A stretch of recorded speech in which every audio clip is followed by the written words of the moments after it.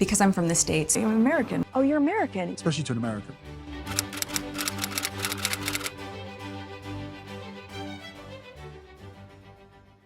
All right, so I don't know about you, but I hate excuses. I loathe them, in fact. Every time I either read about or even hear Meghan herself complain about how she was an American who was looked down on, a foreigner who didn't know the royal ropes and hence her inability to cope as a royal, I see my brain. That's how far back my eyes roll in their sockets. So when I recently reread Valentine Lowe's Courtiers for a video I made called The Monster, this foolish notion arose yet again, except this time it wasn't Meghan saying it, but a senior palace staff member who seemingly supported her self-imposed victimhood / martyrdom act by using the old, "Oh, she's just a brash American" line to excuse her appalling behavior, including her alleged bullying of their own staff. I mean, what an insult to Americans.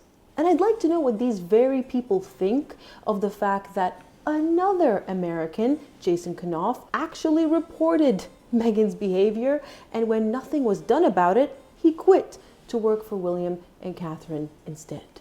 Guess he's just not American enough, because nothing's ever Meghan's fault, is it? The way I see it, folks, and please do tell me if you agree or disagree, Meghan Markle is perpetually hiding her failures behind excuse after excuse after excuse. And I've managed to extract at least 4 layers, to use her lingo, or excuses for the rest of us, that she routinely has used from the very beginning as a reason for her inability to successfully assimilate into life as a working royal. So what I thought I'd do is create a series of sorts to demonstrate that none of these things had anything to do with her catastrophic failure of epic proportions, and that it had everything to do with her.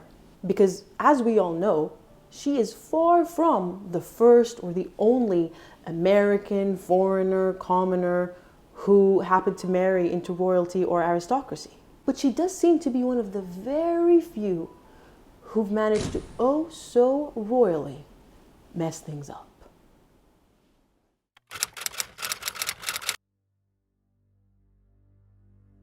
From as far back as her debut onto the world stage, when her engagement to Prince Harry was announced in late 2017, Meghan was already using the, "Oh, I'm just an ignorant American, I don't know how the world works" act, which raised a lot of red flags amongst us spectators and definitely damaged any goodwill that she had already accumulated by then.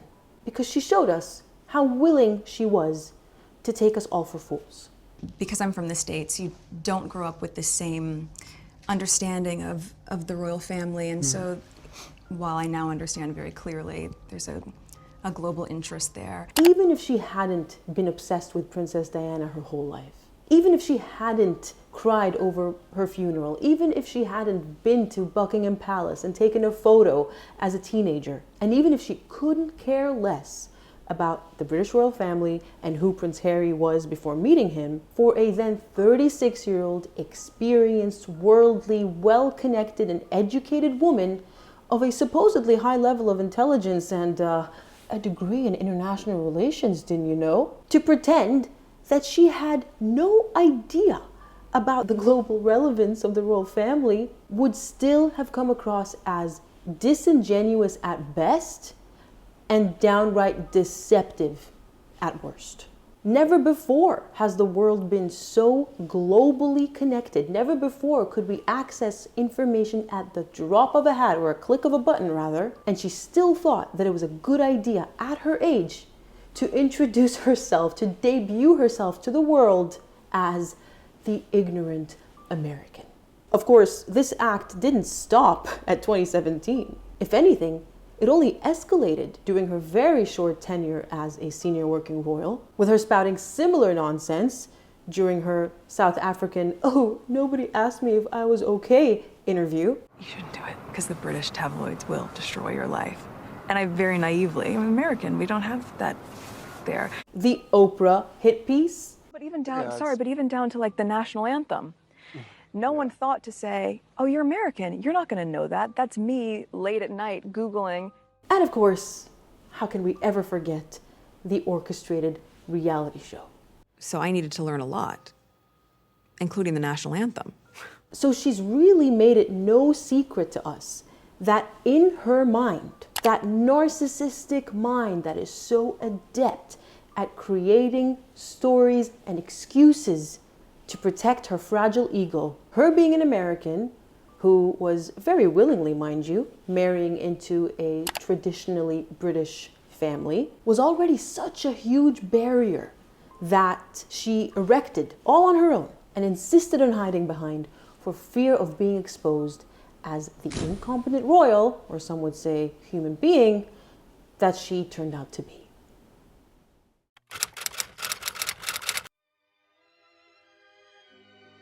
I made a video called The Original in November of 2022, and then another one last year, I believe February of 2023, called The Outcast, where I talked about the similarities and differences between Meghan Markle and the original reviled American Duchess, Wallace Simpson. But I think anyone who has any interest in the British royal family today probably already knows quite a bit about Wallace Simpson, being that she was seen as a twice divorced, Nazi-sympathizing man-eater who schemed to marry the king and take her place as his evil queen, only to fail and be banished forever. And given that Meghan has dabbled in cosplaying Wallace more than once, usually in very high-profile events to maximize exposure and commentary, I have a sneaking suspicion that the whole "I'm an American and therefore I will always be rejected" act didn't exactly come out of the blue. As such, I think it is highly likely, this is my opinion, that in her attempts to ensure her rejection by the British royal family and by the people of the UK, thereby giving her a reason to run off back to America with her ginger meal ticket, she deliberately attempted to either subconsciously or even just overtly connect herself to the Duchess of Windsor by playing the Wallace Simpson card hard. Almost as hard as she played the racism card. And this really lines up with the narrative from the palace staff. If you've watched my last video, The Monster, or The Reject from last year, or if you've read Valentine Lowe's book yourself, then you would know that Meghan Markle always wanted to be rejected. Speaking of Wallace Simpson, apart from the abdication of Edward VIII, there is another, perhaps permanent, impact that she has had on the British royal family, specifically on the titles, because apparently the late Queen, may she rest in peace, had permanently banned the use of the Duke of Windsor title after it was so tarnished by the antics of Edward VIII and his wife. So it appears that Wallace might actually be the very last Duchess of Windsor, at least for a long time. And I wouldn't be surprised if the Sussex titles, already scarcely used, as it was only used once before Meghan and Harry, hold the same fate.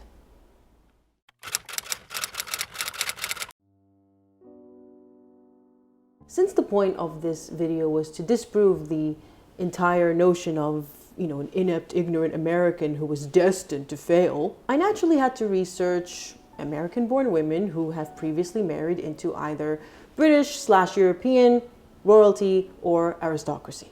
And it turns out there were quite a bit, because in this research I came across a very old concept that is entirely new to me: the dollar princess. You see, despite being perhaps the most infamous American Duchess, apart from Meghan Markle of course, Wallace Simpson was far from the first scandalous American socialite to have married into British or European high society, starting from the Gilded Age, before Wallace was even born, and lasting at least up until the Progressive Era. There were 454 recorded transatlantic marriages between American heiresses hailing from nouveau riche families and veering dangerously close to broke European aristocrats. And when I say marriages, these were marriages of pure convenience rather than love. The Americans, who at the time viewed European high society as the pinnacle, would get their much coveted titles that they deemed necessary to legitimize their social standing. The Europeans, on the other hand, would receive billions of pounds injected into the European and British economies, which is precisely what they needed in an era where their wealth, primarily sourced from agriculture, which was then outsourced to the United States, was quickly dwindling. And thus the term dollar princess was coined. And this business, as it were, was picking up so much steam at the time that a quarterly periodical titled Americans was published to encourage these unions, listing all of the American heiresses who married into European aristocracy, as well as all the eligible aristocrats, complete with information on their age, profession, and net worth, to serve as some kind of guide for other rich American families to consider for their daughters. So pretty much the equivalent of today's dating websites for rich people. Unfortunately, this, some would say, degrading title of dollar princess aptly reflected the attitudes at the time. Namely that more than a few aristocratic families looked down at this nouveau riche American set for not being of noble blood. In fact, it would be accurate to say that many of these families would never have interacted with the American set, let alone allow intermarrying between their own families, had it not been for their dire financial situation. Which I realize doesn't do much to disprove this notion that Americans are looked down on, which Meghan is heavily leaning on, but this was a very different time. We're talking the 19th century and the early 20th. So we've really come a long way since then.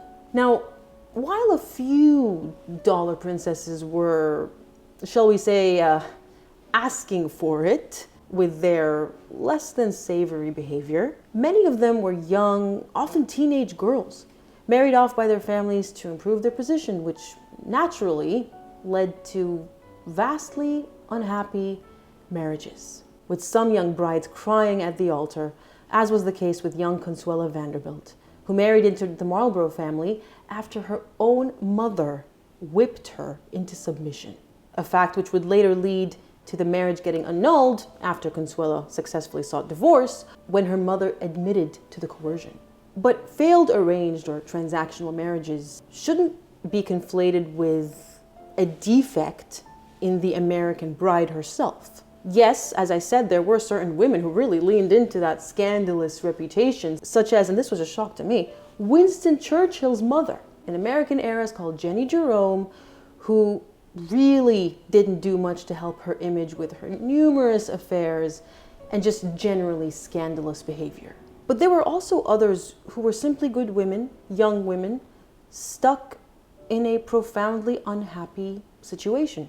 Consuela Vanderbilt, for instance, was actually a very well-loved duchess, perceived by everyone as a kind and generous and humble woman who got along with everyone and was very heavily involved in giving back. And so, despite the failure of her marriage, she didn't let that impact her role and her duties and her reputation as a duchess. Many of these young Americans really struggled to integrate into this new and often very strict aristocratic world that they found themselves in, which is very understandable considering they didn't grow up in that environment and they were very young. Now, this meant that after decades of putting up with this situation, a lot of them did end up seeking divorce and going back to America. And I know what some of you may be thinking. Perhaps Meghan is aware of this era and used these real-life stories as inspiration, an idea to explain away her own failures. But I doubt that Meghan knows about the history of her own country, which, includes dollar princesses, let alone their individual stories. I mean, let's not forget, this is a woman who doesn't even know about our current affairs, let alone things that happened almost 200 years ago. Further to that, if she did indeed know anything about them, then she would have known that her situation isn't in the slightest comparable. Because unlike these very young women, women who were coerced in many situations to proceed with these marriages, Meghan was in her mid-30s, was a very experienced woman, married Harry for love, and into a family that not only didn't look down on her, but uplifted her, whilst also giving her the option of continuing her normal pre-royal life and career, which she very promptly rejected. And yet, she couldn't even last a year and a half before giving up, let alone the decades that many of these unhappy dollar princesses persisted. So much for Don't give it 5 minutes if you're not going to give it 5 years. Speaking of the British royal family, we actually come across a distant relative of theirs in these stories. Princess Diana's great-grandmother, Frances Ellen Work, was also an American dollar princess who married the 3rd Baron Fermoy in 1880 against her father's wishes, ironically, who was quoted as having said, "It's time this international marrying came to a stop, for our American girls are ruining our country by it. As far as our hardworking men can earn money, their daughters take it and toss it across the ocean." Little did he know that he would one day be an ancestor of the future King of England.